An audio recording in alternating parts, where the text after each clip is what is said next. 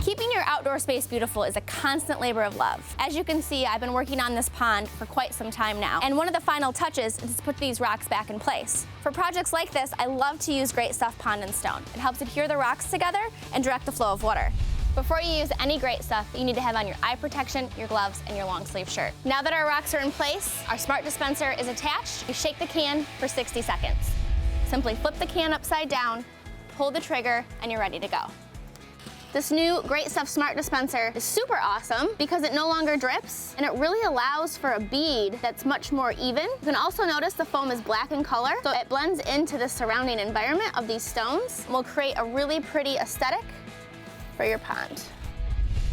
Once you've applied all your foam, all you have to do is let it cure. Great Stuff Pond and Stone is cost-effective, easy to use, plant and fish safe, and will keep your pond looking beautiful for years. And with the new Smart Dispenser, you can reuse Great Stuff for up to 30 days, it doesn't drip, and it's a more precise application. To see the whole product lineup and learn just how versatile the Great Stuff family is, visit us at greatstuff.com and follow us on Facebook. You can also find us on designingspaces.tv.